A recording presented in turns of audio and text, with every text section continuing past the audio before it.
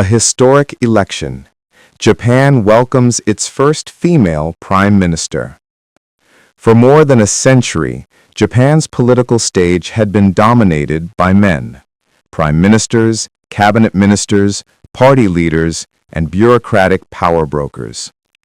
The structure of Japanese society, especially in politics, has traditionally been rigid, hierarchical, and slow to change. Women held important roles in different sectors, but the top seat in national politics had remained out of reach. That long-standing barrier finally broke on October 21, 2025, when Sanae Takaichi was elected as Japan's first female prime minister. It was a moment that blended history, symbolism, political calculation, and personal determination. The day began with a sense of anticipation in Tokyo. Outside the National Diet Building, a crowd of journalists, supporters, skeptics, and curious citizens had gathered. Camera crews lined the area, international media waited for updates, and political observers speculated endlessly about the final numbers. Inside the Diet, lawmakers prepared to cast their votes in what would become one of the most talked-about elections in modern Japanese political history. When the voting began in the lower house, the more powerful chamber of Japan's bicameral parliament, Takaichi needed a simple majority to secure the position. She received 237 votes, just enough to cross the threshold. It wasn't an overwhelming victory, but it was decisive. The upper house followed shortly afterward with its own vote, confirming her selection. As soon as the results were announced, a wave of applause echoed through the chamber. Some members stood enthusiastically, others clapped politely, aware that regardless of their political stance, they were witnessing a moment of national significance. News outlets around the world immediately picked up the headline, "Japan elects first female prime minister." For a country ranked low in global gender equality indexes, the symbolism was huge. Many Japanese women described the moment as inspiring, even emotional. Social media flooded with messages of pride, surprise, debate, and cautious hope. But while the symbolism was powerful, the political story behind her election was far more complex. Just hours earlier, Shigeru Ishiba, the outgoing prime minister, had resigned along with his entire cabinet. His administration had been struggling with declining approval ratings, economic uncertainties, and public frustration. His decision to step down opened the path for an internal shift within the ruling party, the Liberal Democratic Party, LDP. Although the LDP had dominated Japanese politics for decades, its hold had weakened in recent elections, forcing it to seek the support of the Japan Innovation Party, JIP. This coalition became crucial to forming a new stable government. It was within this environment of political tension and necessity that Sanae Takaichi emerged as the leading candidate. Known for her strong will, disciplined approach, and conservative ideology, she had already contested for the LDP presidency in past years. Though she did not win those earlier attempts, she gained significant recognition within the party and among supporters of the late Shinzo Abe, who had served as her mentor. Her persistence, loyalty, and ideological clarity made her a natural choice for a party seeking both stability and a strong identity. The coalition dynamics also played a vital role. The LDP's agreement with the JIP involved negotiations about leadership, cabinet roles, and policy priorities. The JIP, being right-leaning and reformist, aligned closely with many of Takaichi's values. Their support ensured that she had enough votes to be elected, even though factions inside her own party were divided. Thus, her victory was not only the result of individual ambition, but also of political arithmetic, party strategy, and shifting alliances. As Takaichi walked into the press conference hall after the official confirmation, dozens of cameras flashed. She appeared calm, composed, and firm, exactly the image she had built throughout her political career. In her first speech as Prime Minister-elect, she thanked the Diet, acknowledged the historic nature of the moment, and emphasized her commitment to strengthening Japan's defense, revitalizing the economy, and ensuring national stability. While she briefly mentioned women's empowerment, she did not make it the central theme of her message, reflecting both her personal ideology and her political style. Outside the Diet, reactions were mixed. Supporters celebrated the breaking of a glass ceiling, while critics questioned whether her conservative policies would truly benefit Japanese women or society at large. Some argued that her rise could encourage more women to enter politics, while others pointed out that symbolic milestones don't automatically translate into structural change. Regardless of the debates, one thing was clear. Japan had taken a major step into an uncharted political era. International leaders reacted quickly. Messages of congratulations came from the United States, European nations, and Asian neighbors.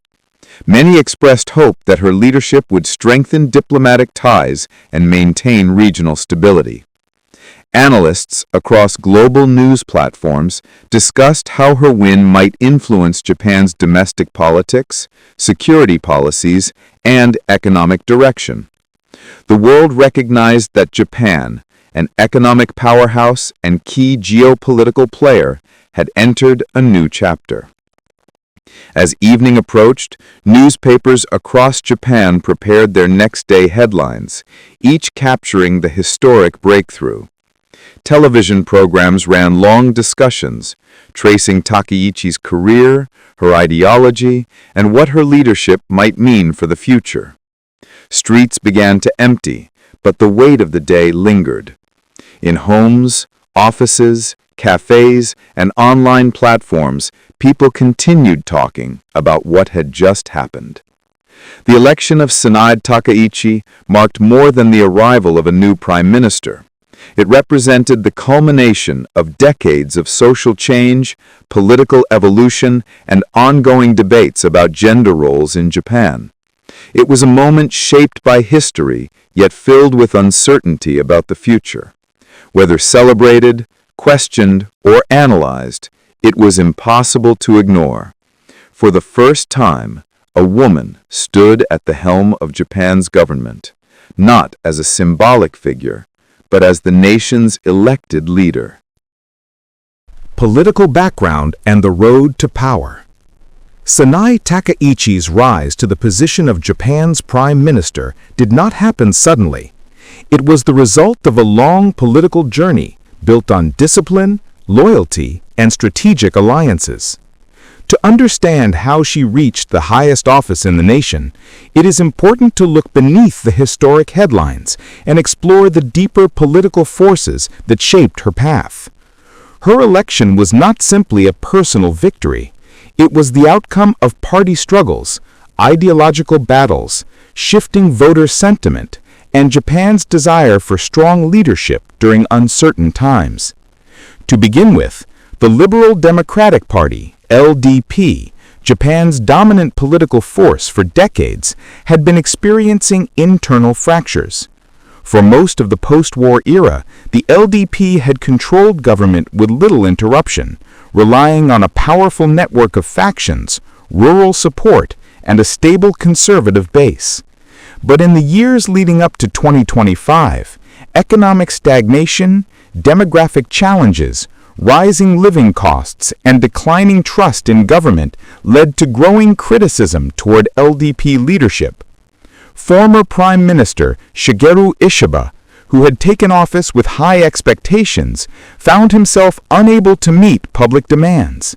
His government was struggling with weak approval ratings, policy deadlock, and internal party disagreements. The LDP had lost a significant number of seats in recent elections, and even with its long history of dominance, it could not form a stable government alone. This political weakness set the stage for major changes within the party and opened a window of opportunity for someone like Sanae Takaichi.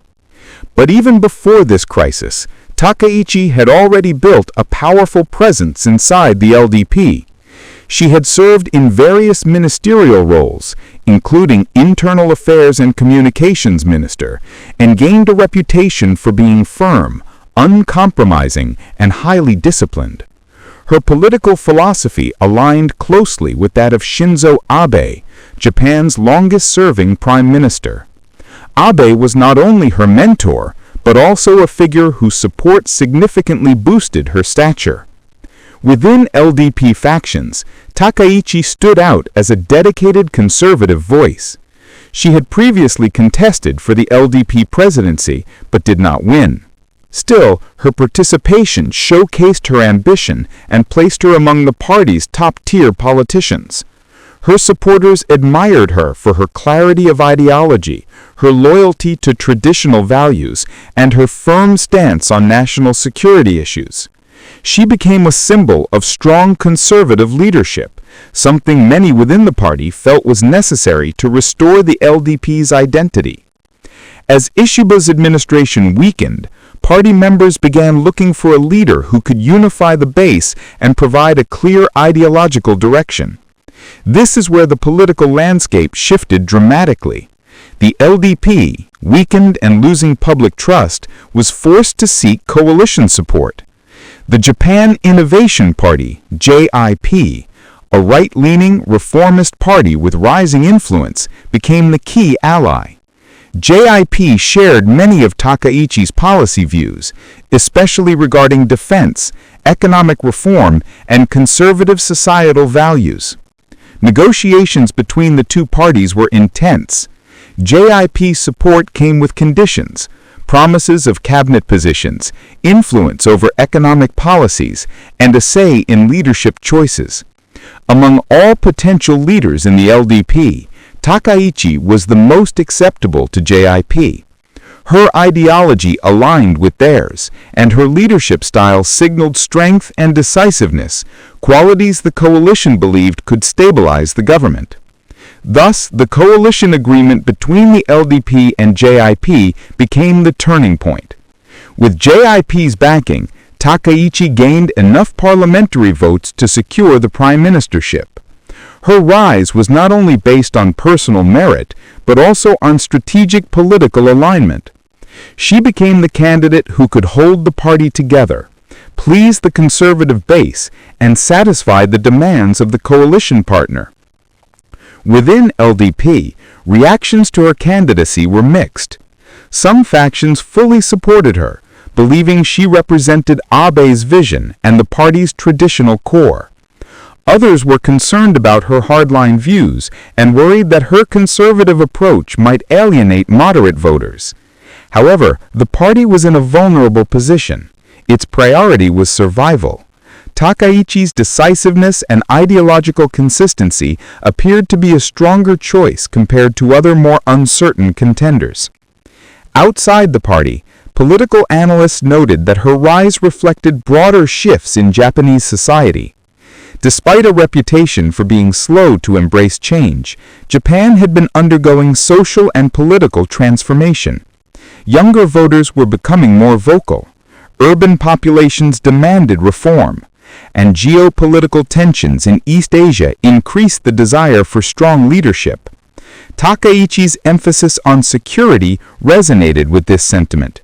Her support for constitutional revision, stronger military capabilities, and firmer diplomacy attracted voters concerned about China and North Korea. Meanwhile, her conservative views on social issues, though controversial, appealed to traditionalists who felt that Japan's cultural framework was being challenged by globalization and shifting values.